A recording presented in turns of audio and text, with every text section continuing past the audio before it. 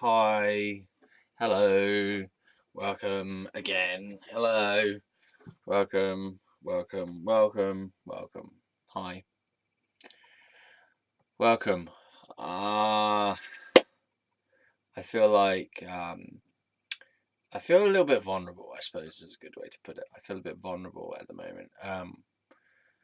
Like I think I'm starting to hit a certain point in this story and just my life in general where I'm starting to need to move to another level of self understanding or self knowledge or self acceptance or something. Like it's kind of like I'm starting to break through some old defenses. So in my recent video where I was describing about my defenses, that's quite a big thing to have got to the point where I can actually say what those are. Like I've known what they are for ages, right? But to be able to actually state them quite clearly is new, and my hands feel weird today. Like I don't know what I'm doing with my hands, and I don't know whether I should be moving the camera or not. So again, I'm a bit vulnerable. I'm sort of like it's like I'm moving between two phases of being. So the one where I was relying on these old strategies of defense and anger and solitude, really. The cigarettes have worked themselves out of my system pretty much now, and therefore also my anger has worked its way out of my system pretty much. Not saying completely, but pretty much. And so that's nice. That is nice, which is now prompting me to feel like I'm going to be moving to a new state because I spent a lot of time trying to just deal with anger and yeah, like just try and vent all the unexpressed anger that I needed to vent from countless experiences where I felt hurt and abandoned and abused and mistreated and stuff. There was this massive ball of rage, which was then intensified by these feelings of pain from the cigarette smoking withdrawal. I don't exactly know what is the exact part of smoking that makes you irritable and makes you angry, but there's some part of the chemical thing, or maybe it's the addictive part. I don't know. The addiction is craving for that fulfillment and it's not getting it, so I feel thwarted all the time. Something like that, maybe, or it just provoked anger for ages. So the bulk of that is out of the way, and I feel like I'm starting to move to a different place. Yeah, but that's leaving me feeling slightly vulnerable because some of the defenses that I used to rely on are starting to crack and starting to change. So, like, you will have probably noticed that through these videos, this series, if you see the beginning ones where the titles are like the Honcho returns and stuff, I was in a very humor based defense mode for a lot of it. I spent half the fucking video on one of those videos reading the dictionary because that was my only way that I felt like I could kind of enter the topics that were quite traumatic to talk about or very well buried in my past, even to be able to talk about them in a way that wouldn't rupture me, if that makes sense. When I say rupture, I mean it wouldn't bring up too much stuff. So I needed ways to get in, and I needed those defenses. I needed to defend against the pain inside of this story, um, as a way to. So the defense against the pain is to stop myself from feeling the full force of the pain all in one go. So the defense line is like a mitigation filter, a barrier that just lets out certain amount of it at a time so that it's manageable. Um, yeah, but what that means is that I'm also defending against good feelings. So I'm not only defending against trauma feelings and painful feelings, I'm defending against all feelings. So, and when I say feelings, I don't mean like sensation. I mean this emotional center here, this emotional feeling center. So feelings like warmth of heart, love, cherishing things, compassion even is in this center. Self-respect, self-love, self-honoring, honoring of other people, appreciation of other people, acceptance of other people, welcoming the world into your heart, that kind of feeling. All of those are being defended against slightly, and for some of the time very strongly. So it's the very strong boundaries that I put up against other people coming in, because my space had been so violated and I'd been so traumatized and hurt by the world from the outside in, that I needed to put up big boundaries to not let people in for a period of time while I recovered. But then it gets to the point where you're not even letting yourself in. I'm not letting myself into myself. Like, I'm not letting myself feel where I need to feel anymore, or what is there to feel. Yeah. I feel like this is somewhat talking nonsense, but some part of me is resonating with it. So whatever. All right. So let's try and tell the story again. So I feel like it might be easy to tell bullet points now. I feel like it has been inauthentic to tell bullet points up until this point, like, because if I'd have just said, oh, finished school, got a car, got given a car for my birthday when I was 18. Andrew and I broke up. My band started to disintegrate. I got a new job at Outback. I tried to come on to my bassist without knowing why, really. I started to get with a new person. My band did disintegrate. When my band disintegrated, I decided to go to uni. I started to get with this person called Charlie. Went on holiday, decided to become a Buddhist and a vegetarian, which is interesting as to why did I make that decision in the first place. Like, must have been some kind of need that I felt it was fulfilling. You know, I'm a little bit suspicious about why I would want to. Basically, what I'm saying is I don't take all my motivations for face value anymore. Like, I won't just say, oh, it's because I want to become a Buddhist. I think there's something else. There's always something deeper. There's always something deeper than just a surface level motivation. There's something else beneath it, which would be like, I don't know, craving to be accepted, or craving to be something, craving to be part of something, craving to be loved even. It could be because I saw that, or craving to have connection, because I remember I had the connection with my uncle about the spirituality thing, or craving to learn, craving to teach, to be taught, I don't know, something, craving to belong, maybe even. Yeah, or craving to have an identity as well, just craving to be able to say to people, this is what I am, craving to have a religion, or craving to have a spiritual side, not just oh, it was given to me and so I had a look at it. But like, why did I go for that, and what was that motivation, and what did that do for me? Yeah, but if I was to just have said those bullet points as I just did then, well, for one thing, I wouldn't have been able to say those bullet points near the beginning, because I wasn't even clear on the bullet points, you know?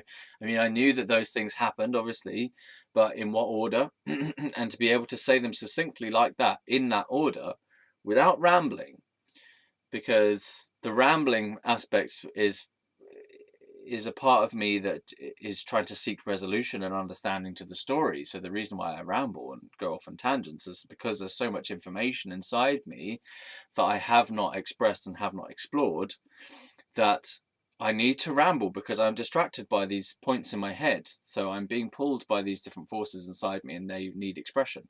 So we're coming to the point where those rambling parts, or explanation parts, and filling in the details, those parts have come to an end now. So I can put these events in a sensible chronological order. And that feels authentic to do that. And what I was going to say is, it hadn't felt authentic to just say, these are the bullet points. I mean, because I know what they were. I could have written them down as bullet points, but it wouldn't have felt like I had earned that in a way. It wouldn't felt like that I was certain of it as well. It would have felt like oh yeah, that's how I remember it, but what was the feeling behind those moments? So it's like almost like I couldn't fully chronologize chronolate. I couldn't put my story into chronological order until I had felt all the feelings around it as well, and told the stories and told all the details. and gone through those periods where I didn't know what was right or wrong, as in like I didn't know what the truth was. I didn't know if my perception was accurate or if my perception was okay even. So like when I was tussling around the idea of did I even fancy Charlie, that's still kind of unresolved in my memory. So or in my feeling space, my feeling memory is like, did I even fancy him? What was my real motivation for going out with Charlie? Was it just that neediness?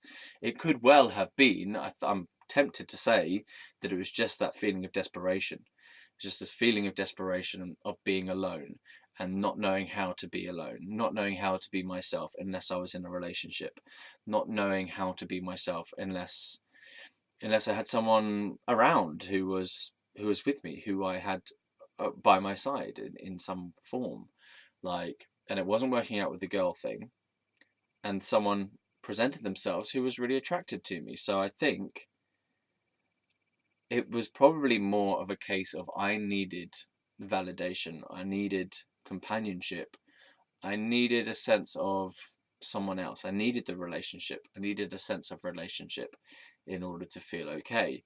But what that meant was, because I had that need for the relationship, such a strong need, it therefore made me dependent on that person, Charlie, made me dependent on him, and him being a fallible human being, and I'm dependent on him for my own ego needs, my own self-validation, my own feeling of okayness. What that meant was I'm actually giving him control over me, which makes sense as to why I now don't really like being controlled. There's many reasons why I don't like being controlled or letting other people take control of decisions in my life, because there have been very many occasions where other people have taken control and it has been a violation of my needs or feelings. So I've been powerless at the hands of others or of systems, the mental health system, for example, psychiatrists, doctors, my parents, my grandparents, family members, bullies, being in fights. All that stuff represents to me a sense of being at the mercy of other people and not having my own self-power, my own self-ability to govern my own decisions. Because I was in situations where my decision-making power was irrelevant. I could decide, I want to leave from hospital, but that's fine if you want to decide that and you can escape, but that is going to end up, and did end up, being ineffectual, as in my decisions and choices met up against a system that did not allow those choices to be realised. So I wanted to leave the hospital, I wasn't allowed to leave the hospital. So therefore I am powerless to achieve my own goals. If that makes sense. I'm powerless to achieve my own needs. And so therefore I felt powerless to do anything, and like my own abilities to govern my own life were like given up to other people. So other people were in control of my life, basically. Other people were in control of what I ate, where I slept, where I could be, what medication I had to take, whether I was allowed out or not, what time bedtime was, all this kind of control, externally imposed control from the outside. Yeah. So that's why I developed a sense of rejecting other people who try to control or take responsibility for my needs and my life, because it was trying to reclaim of my own self-power, trying to reclaim my own self-decision-making, my own self-identity, my own ability to take care for myself. Yeah. Okay, so let's carry on with the summary. I think that went really well. So we did 2004. I finished my A-levels. There's a part of me that wants to go slightly further back, and then maybe I will do a video series in the future of doing my early childhood and stuff, because I feel like, all right, I've made the terms, I've set the terms that this is going to be between 2004 to 2014, but there might be relevant, very relevant information, and perhaps even more relevant information in my childhood and early teenager years than this chunk of the story. And that early childhood stuff and teenage years stuff might explain better what happened in this period than the period itself. But it feels like that's a big project in itself. And that might be a defense. It probably is a defense, but it's a defense that I think is necessary at this time, because if I was to, it's just too big a scope. I'll tell you a whole life story. It's hard enough for me to tell this part of my life story. So I want to tell this part of my life story, and then if I can, or if I want to, then I'll go back into the other parts of it. I just feel like I kind of have this sense of other people thinking, why aren't you telling me before that point? Like, why does your story always start at 2004? Like, what happened before 2004? And it's almost like, why are you so afraid of what happened before 2004? Why do you always start the story at 2004? So I just have that consciousness that maybe I'm pushing away what happened before. But I don't know, really. I think actually it could even be a defense to preserve the goodness of before 2004, because my perception of this 2004 point and this coming into adulthood was the beginning of a very, very long and difficult part of my life. Whereas before that, things, yeah, it's just kind of school and some bad parenting here and there, some neglectful parenting, but really it was no way near as bad as the things that happened between 2004 and 2014. So I'm going to just carry on with this time period, and as I say, I may delve back into it, go back further in the past later. But for now, 2004, I became 18 years old. I was with a girl called Andrea. I got given a car for my birthday from my gran, on my mum's side. Now, occasionally I'm annoyed that she gave me a car, because I had this feeling that other people gave me far too much. My family gave me far too much, which made me less dependent on myself. So it made me more dependent on them. So, for example, my parents paid for my MOT and tax and insurance for the first year, or the first 3 years of me owning a car. So I feel like I was handed too much on a plate, which didn't give me the understanding of how to manage my own resources, manage my own finances, and therefore potentially that is a reason why I haven't been very good at maintaining responsibility for my finances over the years, because this sounds like an excuse, but maybe this is an fucking influence as to where my difficulties with handling my finances came from, would be that I was constantly given money and given help financially from my parents, which still continues to this day. I live in my parents' house. I'm given money by my mum, by my dad, and by my gran to fund my creative career. So you could say this is just me having a laugh on other people's time. This is just me pissing about on other people's money.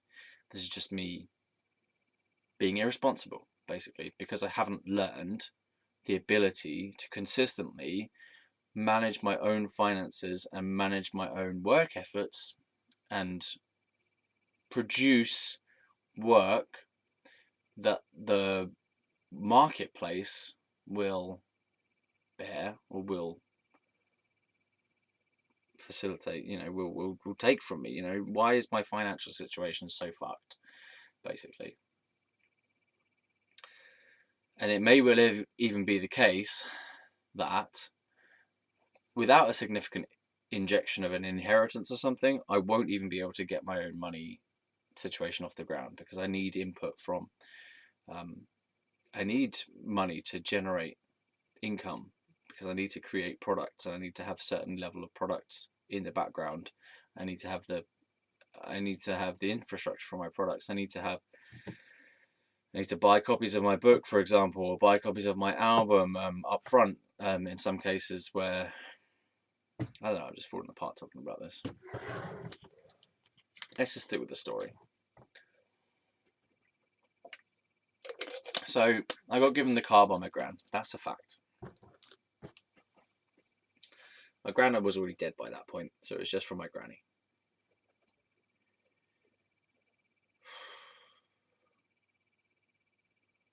I was with Andrea when I got the car. She was there. She came and got the car with me. It was at my grand's house.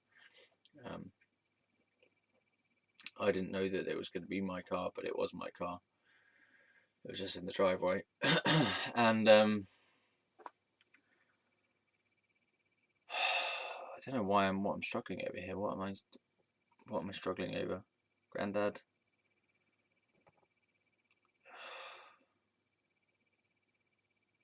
Today. Alright, well, I got the car, and subsequently in later life I was pissed off that I got given the car. So I got given too much, and then I got pissed off later on that I was given too much. But at the time I didn't see it that way. I just saw it that it was really good and helpful that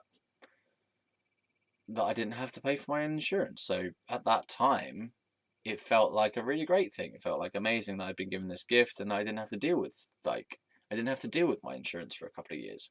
That my parents were going to do that for me. So for me, that felt like a burden that I did not have to bear, that they were bearing for me. So that felt good. But later on, when I reevaluated my past history, I thought they didn't give me the opportunity to actually work to take responsibility for my own financial destiny, for my own financial needs and destiny. And for example, it would have been better if, from my own financial development, my own financial responsibility, it would have been better if I'd kept with the original car, which had lower insurance, and that I would have to pay it, and I would have to pay for the tax and MOT and repairs on that car, and to have stayed that way, because that car was an older model, therefore it had lower insurance, right?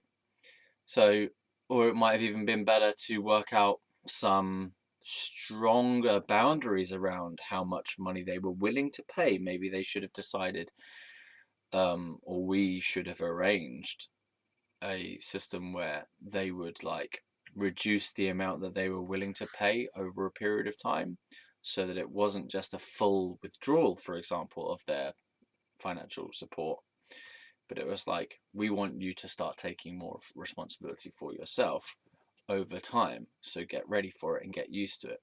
For example, it could have been I remember my parents, they wanted to they only charged me, what was it, 50, I don't know whether it was £50 a week or £50 a month. To be fair, my parents were a lot harder on me, financially speaking, in the past than they are now. My mum insisted that I pay £50, or was it £20 a week?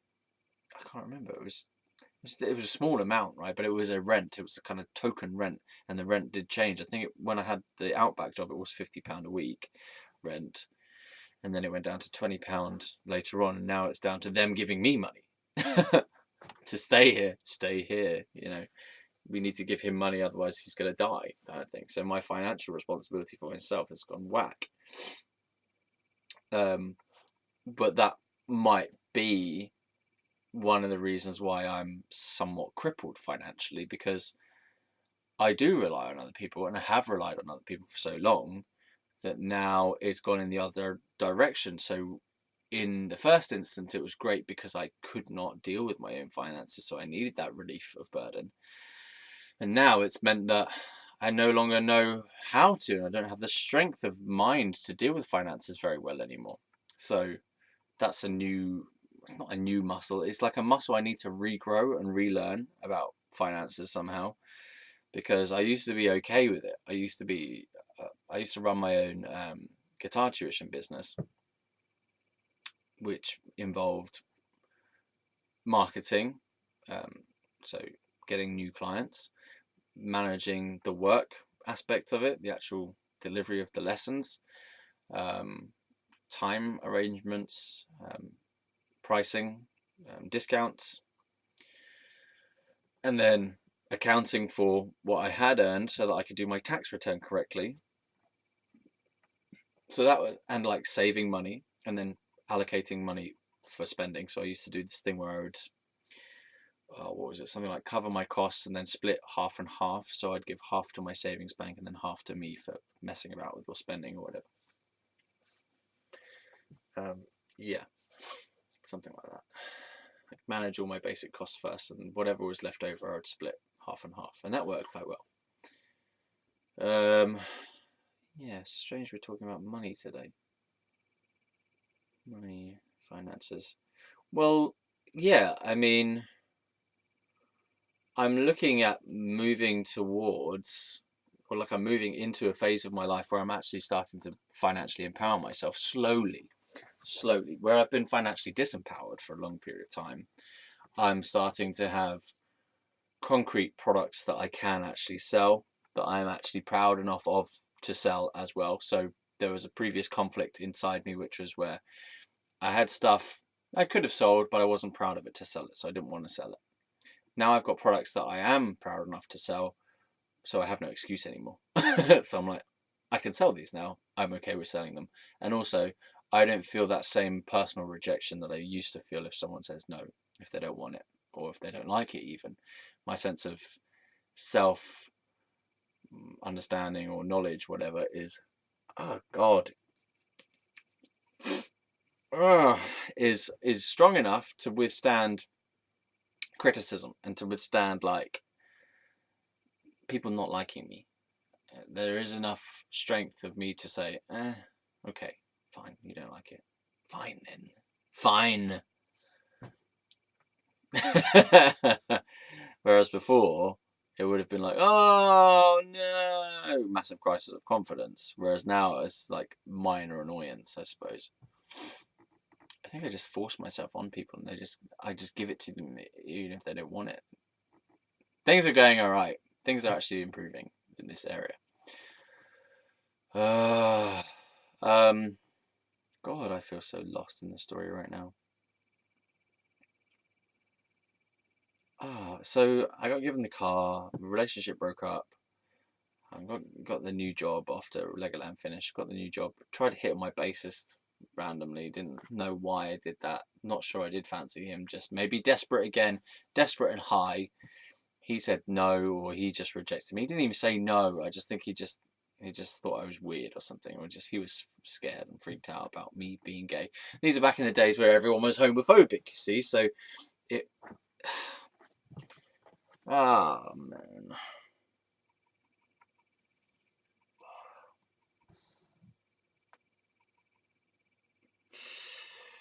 Yeah, this sucks. Okay, anyway, got the job, band fell apart, that sucked. I decided to go to uni. Wasn't my first choice of idea, but it was the only option that seemed to make any sense to me after that point of the band going downhill, because I didn't want to stay in what I was perceiving to be a crappy job. I didn't want to stay in a job that was not stimulating my mind. I felt like I needed stimulation. I felt like I needed to learn again, because having gone through school and having been a high flyer in school and academically achieving really well in school, my mind was one that just wanted to learn. It was set up to learn, right? I was a learny type of person. I was good at learning. That's one of the things I did really well. Academically, very good student. So it was natural for my brain and my mind to start feeling like I need to get back into learning again. I was about learning, you know. It's what I was good at. It was a sense of goodness in my life, maybe approval, or maybe even not even approval, but it could be more like self satisfaction, self approval, self pride. Like, I don't want to make everything sound like it's always a negative thing, you know, like sometimes there are shadow motivations where you say, okay, the only reason I enjoyed school was because I got approval for it. The only reason that I did well at school was because it was how I could make myself feel good about myself in the eyes of others. It was the only way that I could get a feeling of self from other people. It was the only way I could get a feeling of acknowledgement from other people. It was the only way I could get a feeling of acknowledgement from my mum. It was the only way I could get a feeling of acknowledgement from my dad. It was the only way I could feel acknowledged by the teachers, was to be the high-flying one, to be the boffing guy, to be the intelligent one.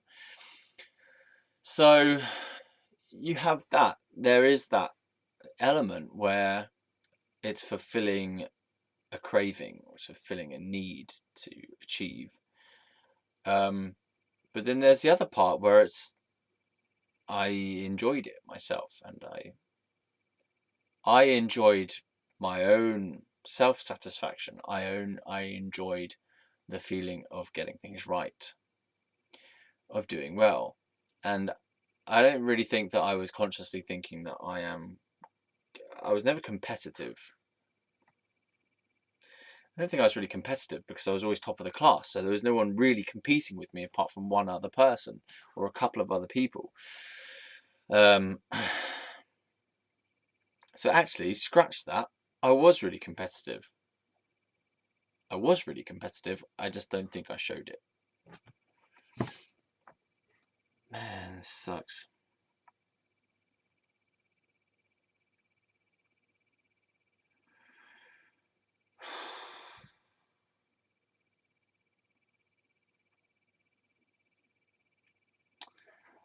Man, why is this happening? This is different.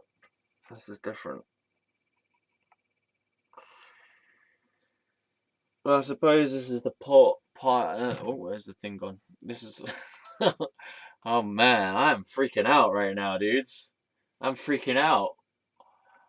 Oh my god. I feel almost like I've been buried under myself for a while, and now I'm starting to wake up to my own self. Like, oh yeah, here I am. And it's a harsh awakening. Yeah, that's a weird laugh. Okay. Oh my god. This sucks. Well, I went to uni. I was with that boyfriend, Charlie. I moved into his house. That was strange. He was a control freak, even worse than me. At that time, I don't think I was a control freak. I was a perfectionist of my own work. And yeah, okay, I was a perfectionist with people as well. So, yeah, I wanted to change him. He was insecure, and I thought that that was unnecessary or wrong, and so I wanted to get rid of that from him, basically. I didn't think it was right that he was insecure. I thought it was silly, or I thought that it was unnecessary. I'd never met anyone who had so many social fears and social anxieties and phobias and hang-ups and insecurities, and it just felt very unnatural to me, and so I wanted to change that. I wanted to change him and get rid of it, basically. And I even forced him into situations that he was uncomfortable with in order to try and like get him over his fears. Like he was afraid of peeing in public toilets, and I just hassled him to go and pee in a public toilet, which was not great, really. Yeah, if that was someone doing that to me, I'd be just like, fuck off, leave me alone. What are you doing? No, I'm not going to do that. I'm scared of it, and now I'm just pissed off at you because you're just hassling me to do something I don't want to do, and it doesn't feel kind the way you're trying to do it. Yeah, well, this is like hitting a whole wall of personal revelation. Oh man. All right. Well, I lived with him. He tried to stop me from cutting my hair short, to shave my hair for charity. He said no, and I said yes, and he said no, and he said we're going to write up a fucking. No, I think I said we're going to write up a list of things that I won't do in future. to transgress against your rules about my life. Oh my god. Okay, and then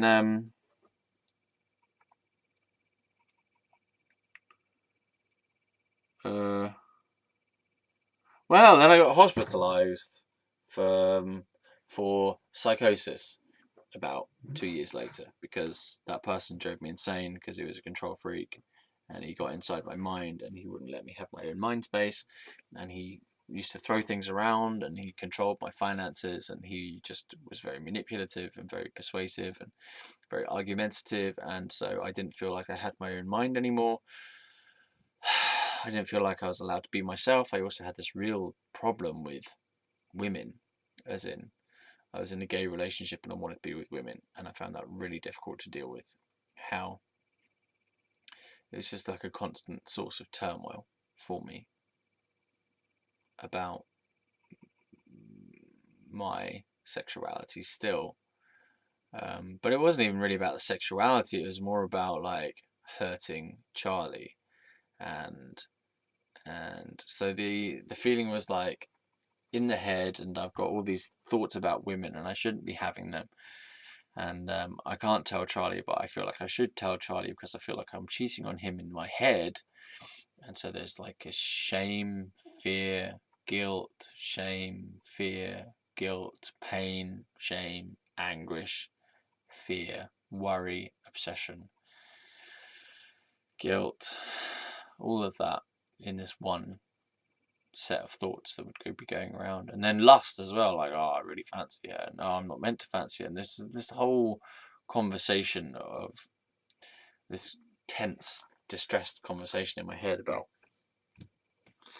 like, oh, I shouldn't be thinking this way, and I'm not allowed to think this way, and so I should try and stop myself from thinking this way. But when I try and stop myself from thinking that way, it makes it worse. And I feel like I should tell Charlie because he should know.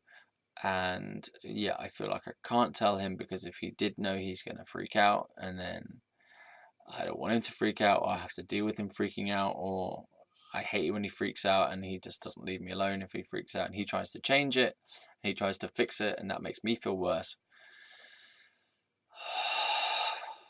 Yeah. And he tries to meddle with it. And the guy is younger than me as well. I think that was a big problem, that I was going out with someone who was a lot less mature than me. I mean, I don't think I was that mature myself, but I was going out with someone who was much more immature than I was. I mean, I was immature, but he was even more immature. So it was like, oh God, this is not a good scenario. I did some work with his dad and their group of painter decorators, and there's one particular guy just struck me as being a bit of a dick. He said that it's a Christian country. He said that England is a Christian country. I'm like, where are you living, man? Like, England's not a Christian country. What do you mean? What does that even mean, a Christian country? It's a Christian country. It's not a Christian country. It's not a Christian country. What does that even mean? That's like back from Henry VIII days or something, Christian country where everyone's a Christian, where everything's run by a Christian church. It's not a Christian country, man. What are you talking about? It's a Christian country. Where does that even? That's not even true. That doesn't make any sense. It's not a Christian country. Oh my God, this nose area. I just feel stupid doing it as well. Why am I itching my nose all the time on camera? Oh, makes me look like a druggie. Ah. I don't do drugs anymore. Yeah. And I haven't done enough drugs to warrant that.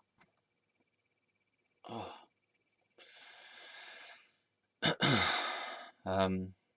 This is a really hard session, and I don't really know why.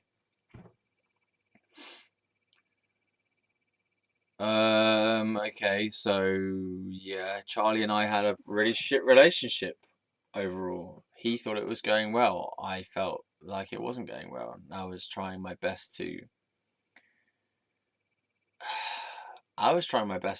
change him. He was trying his best to change me. I asked him at a certain point, like, what happens, like, basically, I didn't want to be with the fucking guy. And I wanted to travel the world and tour the world doing, oh my God, with the nose. I wanted to tour the world, either in my band, but actually at that time I wanted to tour the world as a stand-up comedian, right? Or even just tour the country. No, let's be honest, I wanted to tour the world. I wanted to be like Billy Connolly or Eddie Izzard, but I was watching Billy Connolly DVDs at that time, and Billy Connolly was touring the world.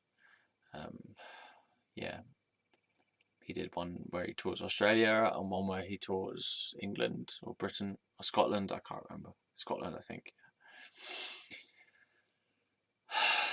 And I honestly wanted to tour the world as a stand-up comedian, and I was arrogant enough to think that it would just happen and that it was obvious that it would happen like that.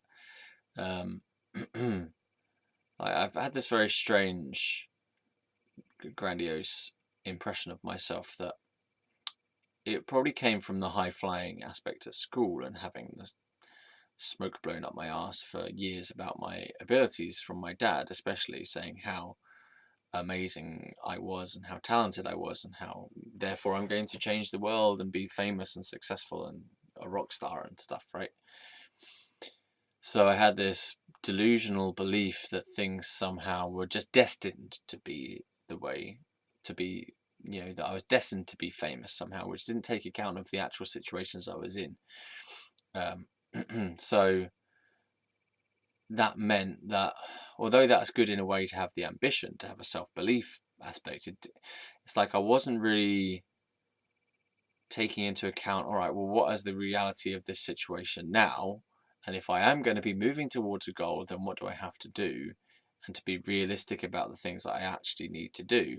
Whereas there's this kind of element to me overall that is a sense of, because I feel everything is destined to come to be amazing for me, it's like I don't have to do anything for it to happen.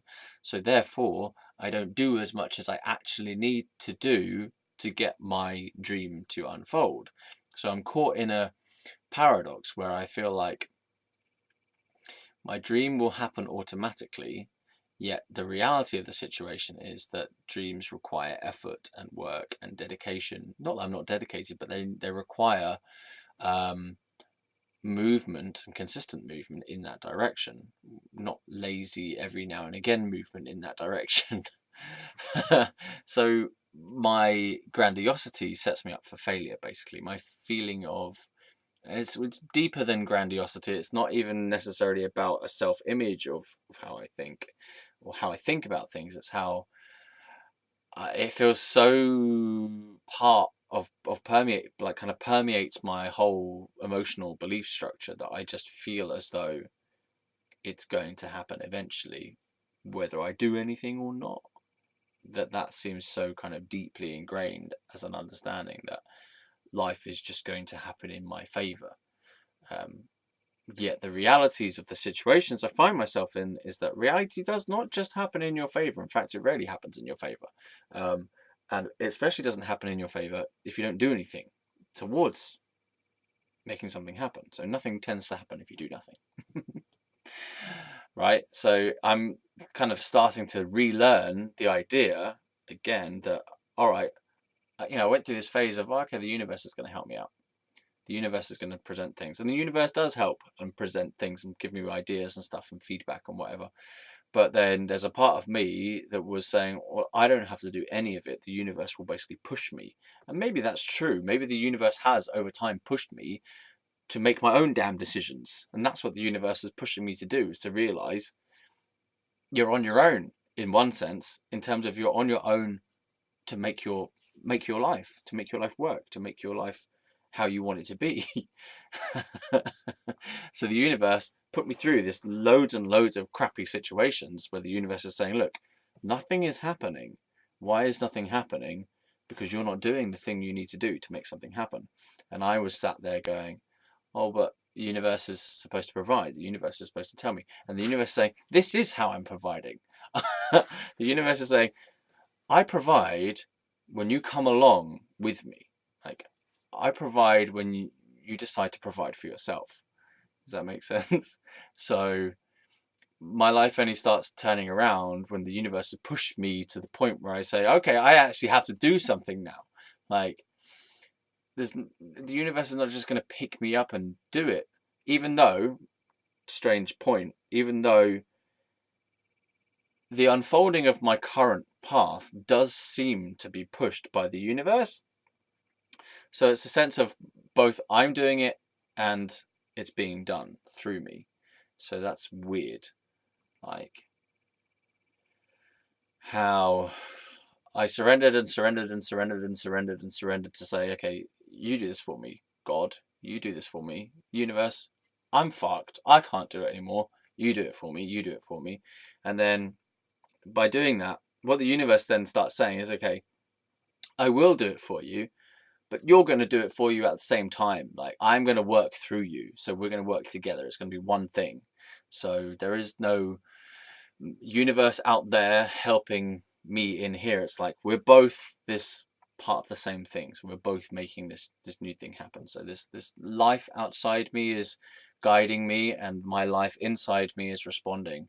So it's like back and forth, moving forward, like that. It's taking time, it's taking a lot of time to move forward, but I am moving forward. Anyway, where did I get to in the story? I left Charlie. I left Charlie because he was a dick, basically. And I should maybe say some more stuff about the Eckhart Tolle book, because I've mentioned it before, but I read his book, A New Earth by Eckhart Tolle. It was a massive eye-opener. It felt like, when I read that book for the first time, it felt like everything that was in there sort of drew together all the things that I had previously learned or read or understood about myself in any way. So it touched upon things about the environment. It touched upon things about poverty and war and non-violence. And so these were all the social motivations that I was really interested in with the campaigning. I was big against war. I just thought war was unnecessary and violence unnecessary in general. And environmental catastrophe needed to be averted. That's how I was thinking at that time. It still does, really, because we've fucked up our planet, man. Anyway. We have fucked up our planet, let's be honest. It stinks.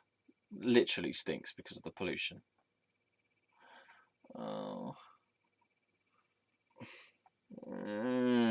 God.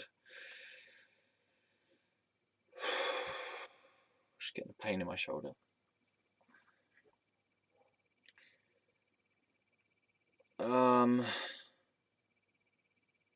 This has been a tough session.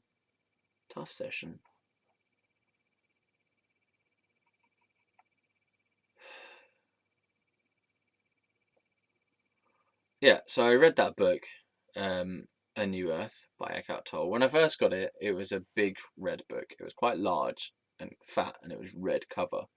It's now smaller, and it's had like a purple cover and an orange cover more recently that I've seen.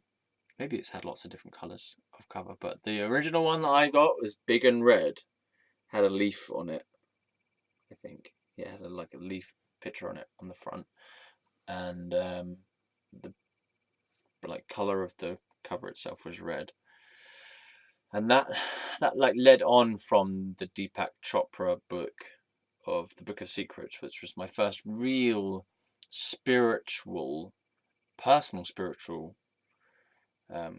path tool, I suppose. I mean, the Buddhism was a beginning, but the Buddhism didn't really help me to go into myself. The Buddhism helped me to learn a bit about meditation, right? But the Deepak Chopra stuff was talking about all sorts of intra-psychic stuff. I mean, like stuff inside you, like how are you made up? What is your behavior? What is your life saying to you?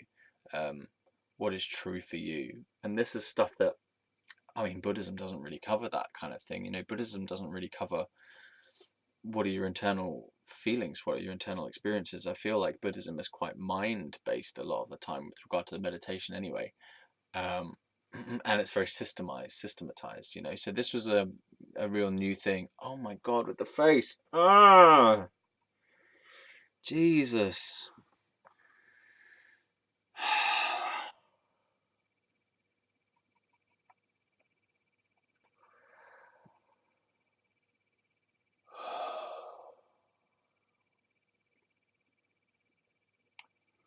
This is a really hard session.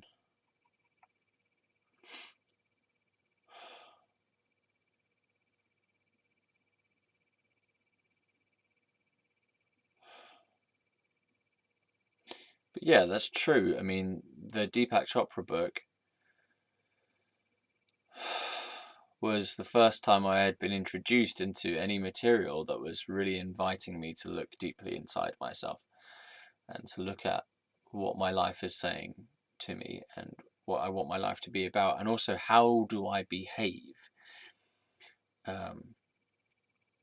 Like talking about things about control and manipulation and the shadow self and self-exploration and emotions and stuff like that, which I don't know, I think my emotional education was pretty limited about feelings growing up.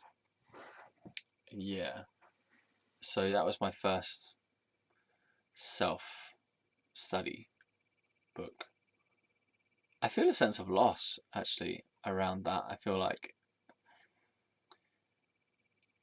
I was so young and fresh in the spiritual path, and now things feel a bit stale, a bit old. I feel like I've been doing this for ages and lost the enthusiasm for it, lost the enthusiasm for spirituality, even though it's like how I live my life. Something's gone, something's lost from it.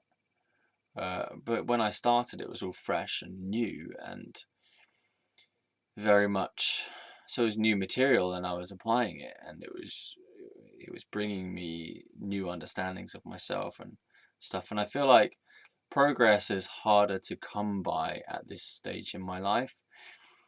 Like new changes are very hard to come by, because maybe it's just because I've already done a hell of a lot of the work, or I'm stuck. Could just be I'm stuck in a rut of old habits and old ways and old understandings that need updating.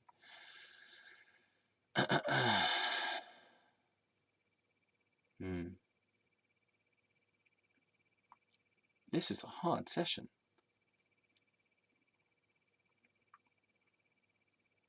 And okay, so then I read the A New Earth book, and that did something else on top of the Deepak Chopra stuff. So the Deepak Chopra book was helping me to develop an understanding of truth based upon awareness. So I remember doing one of these exercises in that book quite regularly, which was one where you look around in your room or wherever you happen to be in art, and you ask these questions, which are: do I see what I want? Do I see my own uniqueness? Do I see order or chaos? And also to evaluate different aspects of your environment as reflections of yourself. So, like, your items are symbols of how you feel about life and how you feel about yourself. So, for example, this room is a symbol of chaos, disorder, my relationship with my mum,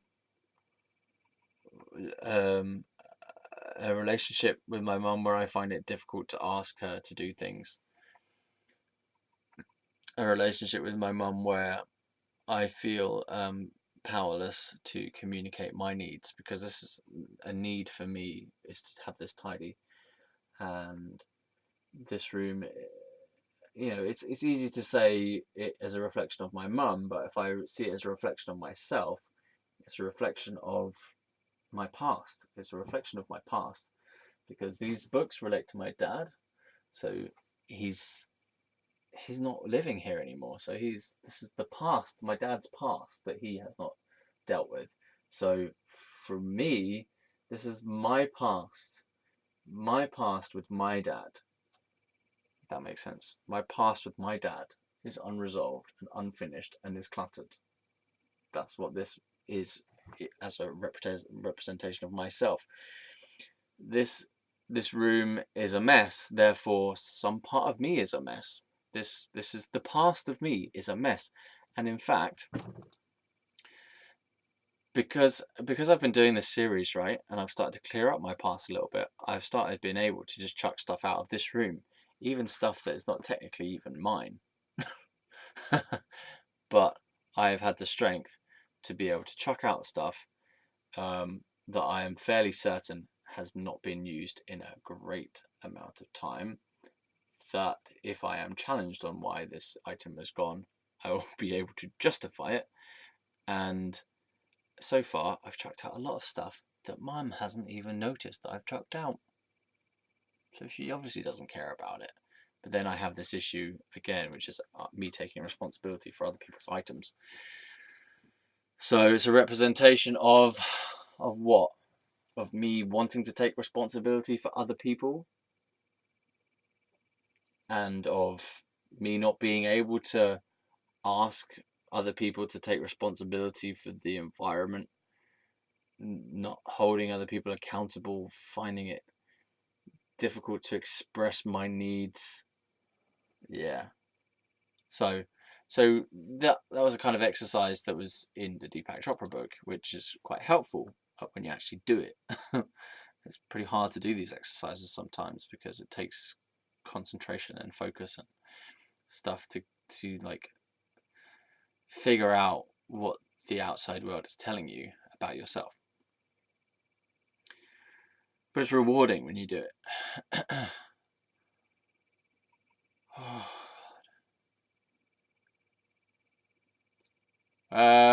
And then, so I read the Eckhart Tolle book, and as I was saying, that did something else. That was something, I feel that took me deeper than the Deepak Chopra stuff. It took me deeper straight away.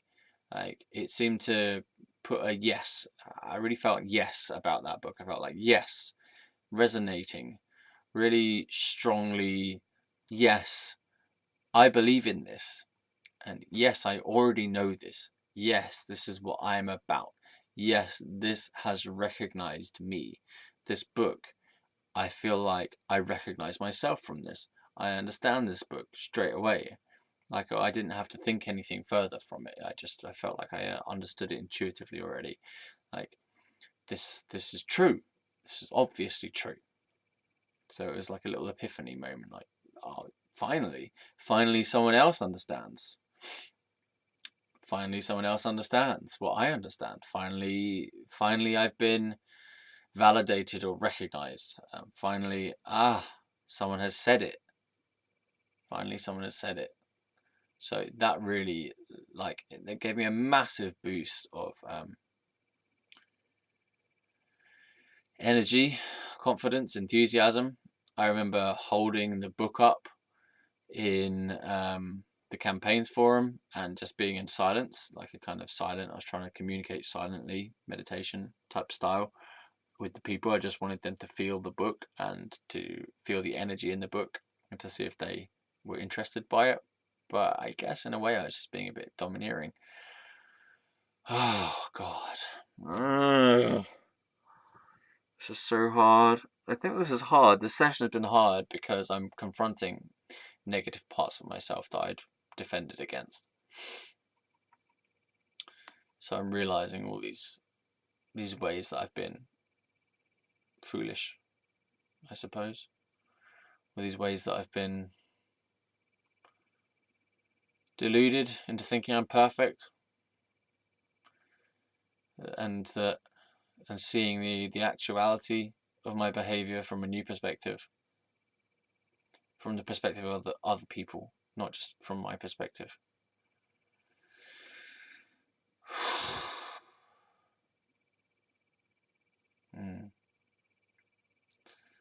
And something in that book helped me to gain the courage or the strength to leave Charlie. So this is the Eckhart Tolle A New Earth book I'm talking about. It's some, I don't even know where it is because I got the book recently, but I don't know where the part is that actually helped me to change the situation, because I read it recently and I'm like, I can't find it. I can't find the bit that, that I think is the part that helped me. I swear there's some exercise, and maybe it was in the Deepak Chopra book then.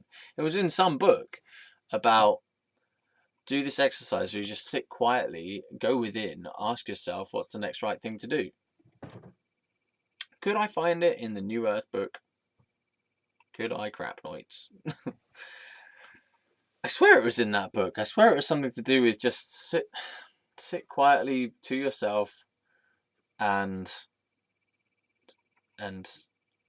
see what happens, almost like see what happens to come to you, to what happens next. Yeah, but I can't find it in there. I don't know, so maybe I didn't read it properly this time. I'm not even sure whether I was looking for it, to be fair, when I read it. So as in, I think I started off looking for it and then I forgot that I was looking for that particular part and I just ended up reading the book. So I might have forgotten I was even looking for it. So it might even be in the book and I just forgot that I was looking for this particular part. Oh dear. Yeah. Okay. So that changed my life, that book, because I suddenly stopped being the jokey, invasive person and I started being attentive. But I think I went over the top because I went through this little phase where I wasn't talking. Mostly wasn't talking. So Charlie came home from work one day and I just was silent and wasn't talking because it was like I'd suddenly got to a new level and I couldn't understand. It's like I hadn't developed the ability to relate authentically yet. So whereas my previous way of relating was all very mind-based, and then I'd suddenly changed to a new level of functioning. I'd started functioning from a being place or an intuitive place, but my actual ability to communicate verbally had not caught up yet. So I didn't have the words and I wasn't able to just say to him, for example, I've read this book and I'm going about things in a different way now, and I don't really know how to communicate that with you, but that's the best I've got for you right now. Instead, I was just silent and I was trying to communicate with him via acting like a monkey, messing around and not conforming to his wishes of me. Basically, he was trying to get me to go to bed and I was just like and I was trying to convey something where I was trying to snap him out of I was just trying to get him to realize that he didn't need to act in such a needy, controlling way, and that the truth would be that if he could just relax and surrender and not try to boss me around, that I would have done what I was going to do anyway. So yeah, basically I stopped responding to the role. I stopped acting the role that I was playing before, which was this codependent role. But there was this period where I hadn't figured out how to communicate authentically, as I say, and I hadn't made a transition from a being, from an ego mode to a being mode. So there was this kind of turmoil phase where no one understood what was going on because I couldn't communicate this new way of being, this new intuitive understanding. I just couldn't verbalize it in a way that anyone could understand, and that ended up getting worse and worse and worse because it was it started off that I couldn't communicate in a way that people understood. Then because I couldn't communicate in a way they understood, they then started judging me and started labeling me as mad, which drove me more into into more extreme behaviors to try and find other ways of communicating. I just couldn't communicate anymore with people, not in a way that they understood anyway.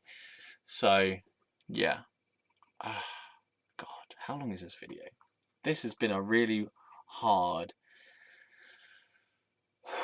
session for me.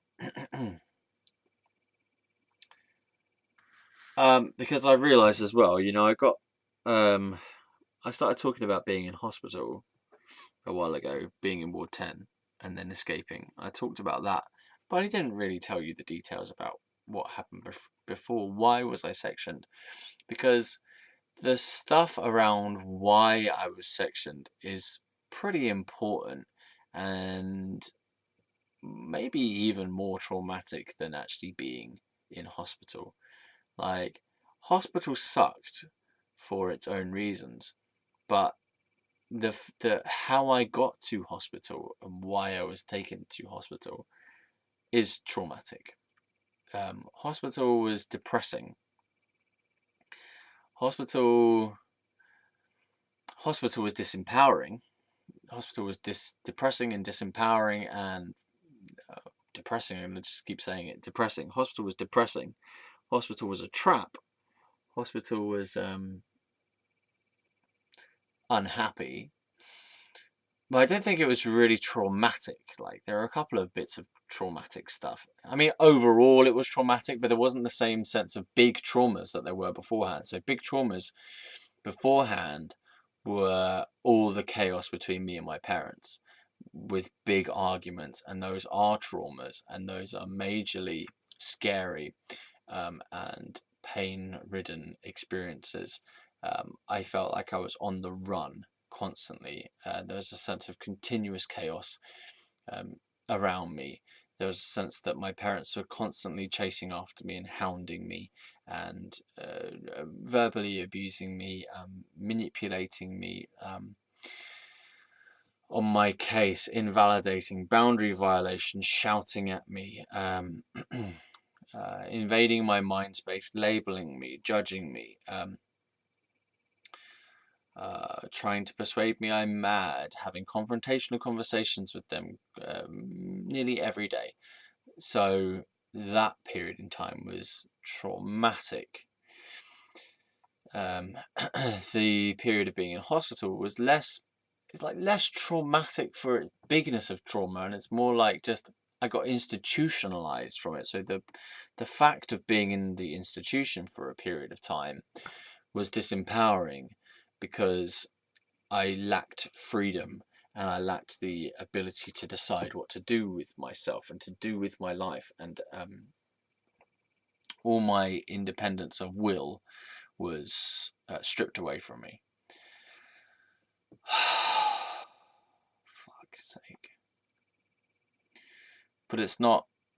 It's like almost even easier to talk about the stuff that happened in hospital, because that was just stuff like more about, it's more observable, as in I could talk about the other people who I was there with, and I can talk about my own internal experience more clearly in hospital, because there was actually less chaos in hospital.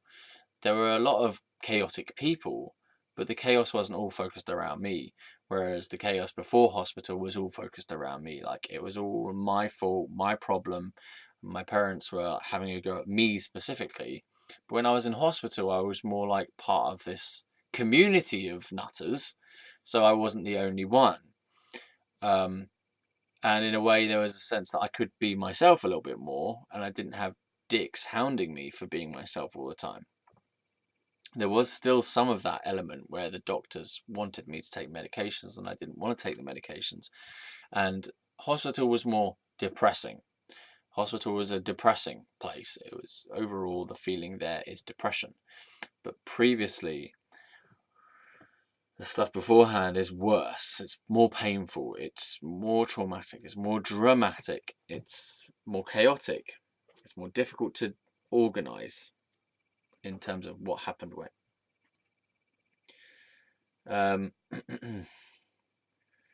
So, because if we think about it, I've got lots of things to talk about. So even the relationship with Charlie was chaotic in itself. My work life there was chaotic as well. So doing bits and bobs here and there, nothing particularly consistent. busking, waitering work, working for Charlie's dad, working for my dad, and yeah, so that was difficult. The fact that I broke up from uni, there's just so many losses as well to deal with. Ah, God.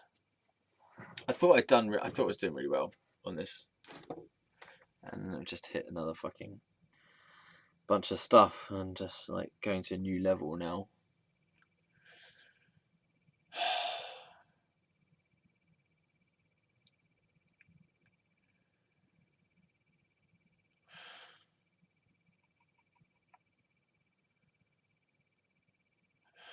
I thought I'd be able to kind of organize things more clearly now,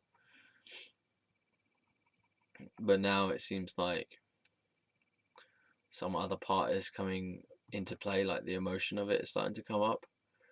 So whereas before it was more like the story of it and the explanation of it and trying to organize the facts, now it's like, okay, here's the emotion of it as well.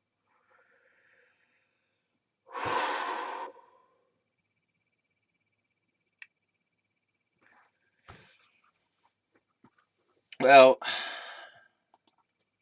so yeah.